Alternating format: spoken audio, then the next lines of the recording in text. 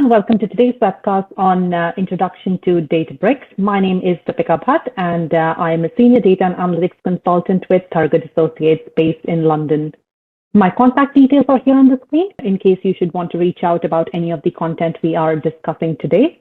So in terms of today's agenda, we are going to start by introducing Thorogood, then move on to a quick overview of Databricks and Lakehouse architecture before moving on to what is Databricks SQL and where it fits in. I will also do a quick walkthrough of the new Databricks SQL interface before wrapping up the session today.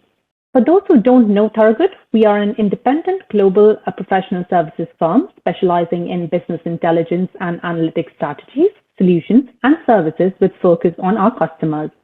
We are a global company with offices in Asia, Europe, and the Americas, our locations on the screen here. We offer a full range of data and analytics services, including strategy and roadmaps, design, implementation, data analysis, and training and support as well. In terms of the technologies that we work with, we are an independent consulting firm, meaning that we don't work with any one specific technology. We do, however, work and partner with many of the key players in the market in order to provide our clients with the solutions that best fit their needs, some of which are displayed on the screen here. As you can see, a key partner for us since 2018 has been Databricks, and we collaborate with them closely across our offices in different regions. We were actually invited as one of the 4 consulting launch partners for Databricks as they first released the SQL Analytics offering, which is now evolved and has been rebranded as Databricks SQL, which we will be covering today. To start with, what is Databricks? Databricks comes from the creators of Apache Spark, an open source platform that is used for big data engineering and large analytics workloads. Databricks was founded as a private company to build upon the Spark Foundation and enhance it for the enterprise organizational use. They refer to Databricks service as a unified analytics platform, and aptly so, as it supports data engineering, data science, and business analytics use cases all in one place. Before we understand how Databricks SQL fits in, it's imperative really to first understand the recent history of modern data platform architecture. With the traditional data warehouses not keeping up with today's world and the data lake lacking features like transactions, enforcement of data quality, it has made the Lakehouse architecture as a go-to choice for many organizations. If we go into a little bit detail on what is a data lakehouse, it is a unified data architecture basically that implements warehousing functionality over open data lake file formats. So basically it keeps the benefit of cheaply storing data in large quantities of both structured and unstructured data, as well as being suitable for use in complex analysis and BI purposes. Through a lakehouse architecture pattern, we have the opportunity to choose the properties of a warehouse and the properties of a data lake that are most valuable to us. I'm going to reference the Databricks Lakehouse architecture on Microsoft Azure in my example here, but you can also do a similar thing in an AWS environment or even within GCP. So essentially, as you can see in this architecture pattern, this is a lakehouse that gives us a unified approach for all our data use cases, whether it's BI or AI. We've got data engineers and our data scientists who are generally very happy with this architecture because they can see all of the structured and unstructured data all in one place, can perform data processing at a large scale. It also works for data scientists as the Databricks environment supports languages like Python, Scala, and R in the same interface, and we can also run a massive workloads in the same environment in a very scalable and organized way. Again, if you're unfamiliar with the concept of Lakehouse or Delta Lakes, do watch our recorded webcast for more details. I've put on the details of this webcast, which we have previously recorded on the screen. We're not going to go into too much detail about what's Delta Lake and the Lakehouse, but just to give you an understanding of how this data architecture pattern can fit in for your use cases. So as you can see in this diagram, when the Delta Lake was first introduced, it became possible to start doing BI entirely from the data lake because it not only gave the mechanism of storing the data, but also directly accessing and reporting on top of it without any requirement of a relational layer anymore. But you see that in my diagram here, I still have a relational layer sitting on top of the data lake in this lakehouse pattern. This is mainly because the traditional thought was that BI has to be done on relational databases, and people are even now picking up the data that they've already prepared and curated within the data lake and then putting them into a relational database. Another common challenge when you're moving to a new technology is that you need to bring your people along with you. So the interface that the business analysts or BI developers use cannot be too complicated. Hence, we still see a lot of organizations business analysts and BI developers still require a relational database to build their reporting requirements. The same goes for report consumers. If they are connecting into a traditional Databricks interface that requires understanding of cluster setups and notebook-based environment, these users might not have the right capability and hence will not use this Lakehouse architecture.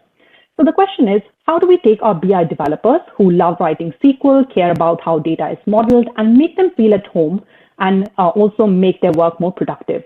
And also thinking about report consumers who just want to use the power of the data lake without making it too overcomplicated for them or building up their skills too much. Essentially, we need to invite and embrace these different types of users into this Lakehouse environment, and that's already working so well for the data engineers and data scientists. So that's where SQL Analytics, or which is now called Databricks SQL, comes into the picture. Databricks SQL is a serverless data warehouse on the Databricks Lakehouse platform that lets you run all your SQL and BI applications at scale with a unified governance model, open formats, and with your tools of choice. So it essentially enables you to not only have that familiar SQL interface, but you can do it on your cloud platform of choice and also integrate it with different reporting softwares like whether it's Tableau, Click, Power BI, or anything else.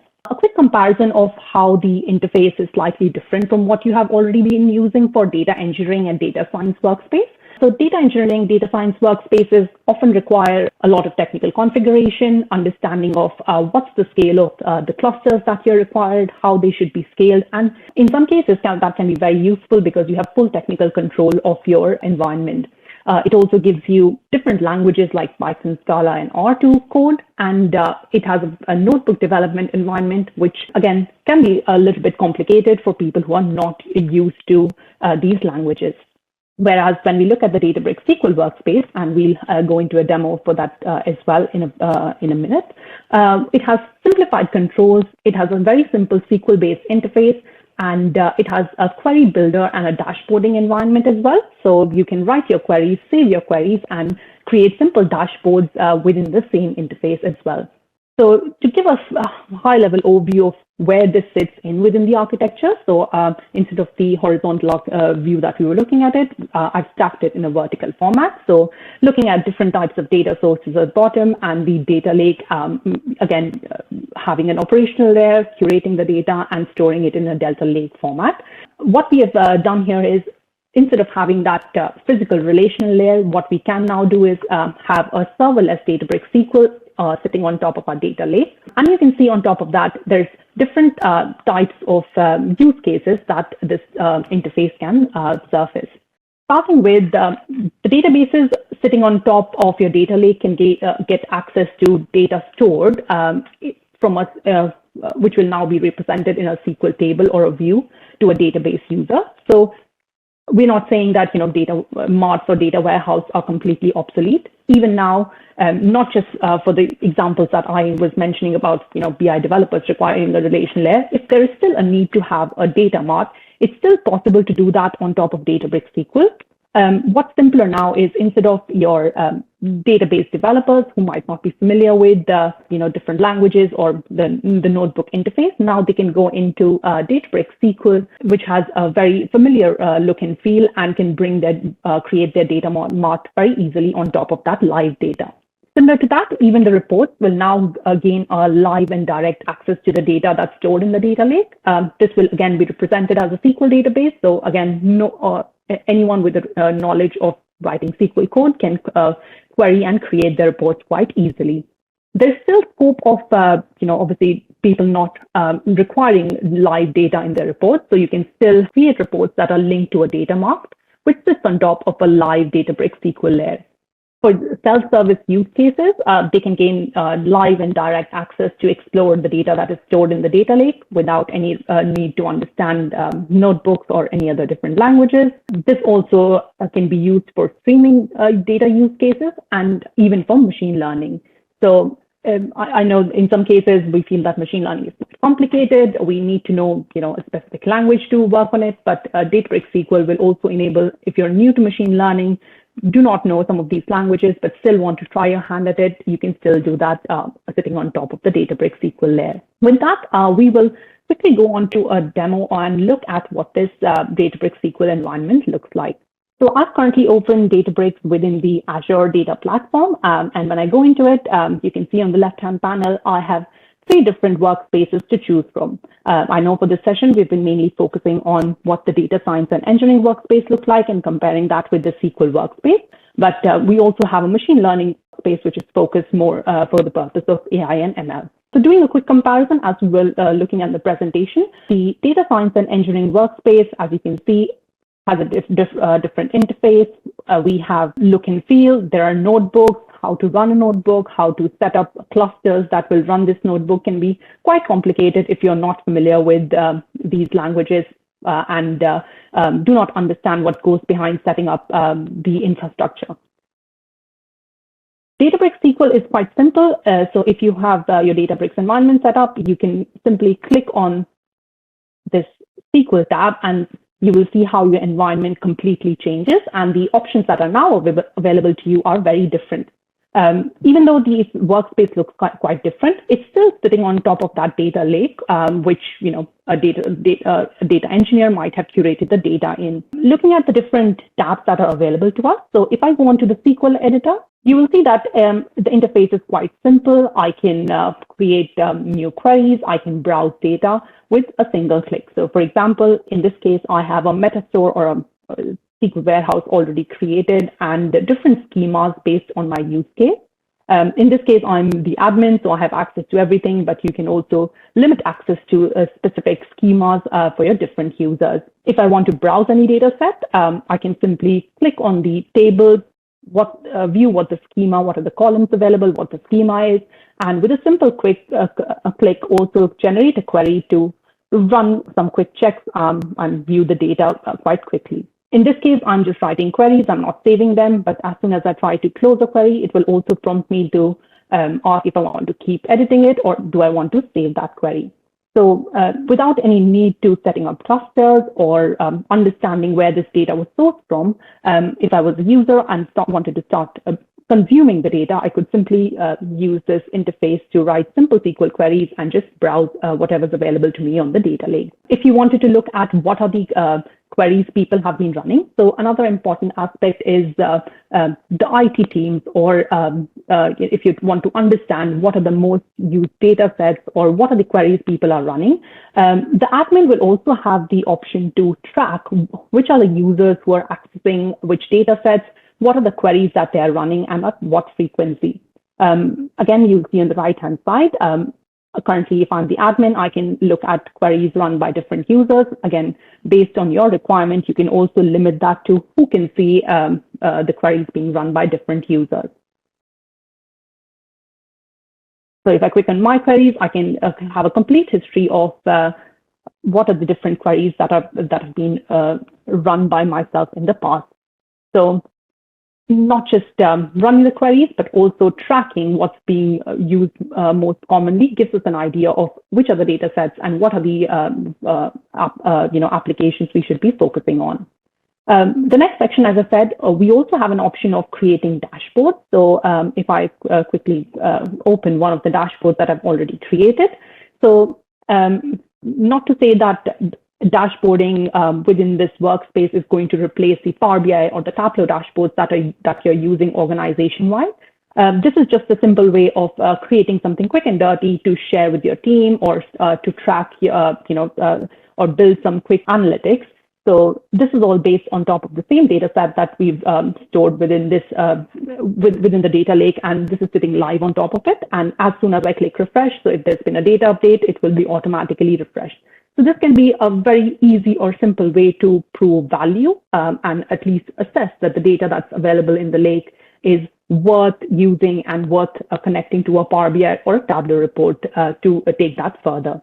Another quick thing is that once these dashboards are created, if you wanted to understand where this data is sitting, you can also simply click on here. If you want to export that in different formats, that's something that you can do. If you wanted to view the query that was used to create this dashboard, that can also be done with a single click. So as you can see, I can see what is the filtering condition that was applied. what does that data look like? And if I wanted to create other visualizations on top of that data or any filtering conditions, that can also be quite simply done by a few clicks. So a very easy thing that makes browsing data in the lake quite easy and accessible without having to learn any new language or any new or setting up of any complicated infrastructure. Apart from that, there's also other features like setting up of alerts. So if there are certain queries or data loads that you have scheduled, but would like alerts in case something is running for a long time or certain values. So in this case, as you've said, certain cloud resources, if they hit a certain limit, you want to receive alerts. That's also something that can be set up within this workspace. Apart from that, a quick look into how the Hive Metastore tracks metadata. So in this case, maybe I will just go back into the sales performance data set, trying to browse through where this data is coming from. So I know this currently looks like a data warehouse, and you might think that we have done something complicated or we are storing data. But to show you that how it's simply connecting to the data lake, as you can see, when I look at the catalog information and go to the details, you can see that this is not stored anywhere else, but it's a location within the data lake, and we are directly reading that in this meta store. We also have quite an easy way to look at what is the sort of data without even querying it, have a sample view. Let me go to something more complicated. But so if you see this table, we can have a very quick look at the schema to understand what are the data formats that each column is in. It also gives us a feature of writing comments. So if you wanted to update details about certain fields so that it's quite easy for other people to use in future, you can also update that quite quickly by just typing a few comments for each of the data sets. In this case, I have access to all the data sets, but you also have a data set level permission that can be provided to different users based on their needs. And all of this is still powered by Delta Lake. So you have all the features of having asset transactions, options to roll back if there's something gone wrong in your data set. So giving you all those functionalities as well. And finally, there is a whole query history that you can look at. So again, something that can be very useful for the IT personnel, because in case they want to assess what are the queries, if there's any long running queries or something that needs to be optimized, there is a complete log of all the queries that have been run on the workspace, obviously based on the permissions that you have been provided that someone can drill into, and also assess how the queries are performing. So if a specific query was taking too long, you can click onto it and look at the details of where that query is coming from, what are the tasks that are running in the background, and you can also look at the query profile to see why something is taking too long and if you wanted to optimize it further. So not going into too much detail on what's causing delay in this query, but this gives you that complete picture of and not just modeling your data in a relational manner, accessing in live on top of the direct data lake tables, but also ensuring that if you're building dashboards or connecting your Power BI dashboards directly to this layer, you can also look at slow performing queries and optimize it to your liking. So that was a quick tour of the Databricks SQL workspace. And with that, I will move back to our slides. So as we saw, Lakehouse architecture with Databricks SQL is embracing all the types of users into a single Lakehouse architecture. So starting with a data engineer who are familiar with SQL, Python, and other data languages, they can come in, build their test cases, and test their pipelines in their own familiar data science or data engineering workspace. But also if they want to make it simpler, or if they understand only SQL, they can now use this Databricks SQL interface. We also have data scientists who have obviously knowledge of R and Python, but again, it gives them the option of choosing between using that standard data science and data engineering workspace or exploring data quickly with this Databricks SQL layout. And on top of that, the key thing that we were talking about, the business analysts or the BI developers were not as familiar with the other complicated languages. This gives them a chance to create their front-end reports and with the familiar SQL language and detect insights and build report by using the full power of the data lake. And finally, something on operational support. So as I mentioned, in this case, we can log and perform routine checks and repeatable tasks quite easily in that SQL interface. So Databricks SQL is definitely a major step towards realizing Databricks' vision of the Lakehouse architecture. As we can see, it significantly enhances the experience of data engineers, data scientists, and business consumers alike, but also offering substantial benefits to IT for its operational support. So what's next on the roadmap with Databricks SQL? So in this case, even though when we looked at the Databricks SQL, there's still a cluster behind it. And even though it doesn't require a lot of management, it still will require the IT team to govern and set it up initially. But what's next on the roadmap is Databricks SQL Serverless. That will enable every analyst and analytics engineer to ingest, transform, and query without having to worry about any in the underlying infrastructure. This will ensure that you have instant compute, minimal management of clusters, and any patches and upgrades that require to be done on the infrastructure will be managed from the Databricks end. So this serverless compute is currently only available in AWS, and there are plans to bring that and make it generally available across other cloud platforms, I think by the end, within the next year. So definitely keeping an eye out for that. The other two critical things that are currently in progress and are on the roadmap is the data cataloging. So recently, the data cataloging has now been made generally live, I think towards the end of August. And it's called the Unity Catalog. So this will now provide governance for both data and AI. There will be permission management, and it will make data sharing with third parties and external partners quite easy, and giving them a complete host catalog of what's available with the complete details. And this will also be integrated with the Databricks SQL. And finally, data lineage. So this is a feature that will enable tracking of data elements from source to destination within the Databricks platform. This will reduce the risk of changes and breaking of dependencies that can be otherwise hidden. This is something which is currently in preview. So again, keep an eye out for when it becomes publicly available. So one key message I like to give on data lakes and Databricks, the key message being just get started. In the past with on-premise data solutions, it was really important to spend a good chunk of time at the start to figure out what the 3-year or 5-year data strategy and working out all the use cases that you need to tackle. But now a key advantage with cloud solutions and Databricks in particular is that there's a flexibility to add and run a wide range of analytics, which means that we don't really have to commit what analysis we want to run in 5 years' time, because let's face it, none of us know what the business priorities are going to be at that point.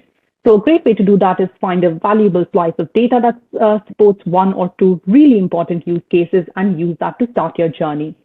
So if there's any use cases that you have in mind, if you would like to try, whether it's data engineering or data science use cases, or if you want to give Databricks SQL a try, and have, if you want to discuss that further, do reach out to us. Look at our content and the pre-recorded webcast if you want to understand that in more detail, and we are happy to help you out. We also specialize in advanced analytics, data science, machine learning, and AI, not only with Databricks, but other technologies as well. So if there's anything else that you would like to discuss overall on the Lakehouse architecture patterns or any of these other topics, we are happy to just have a chat. So I will be putting up my contact information again. So if you need to contact us, do not hesitate to drop me a note.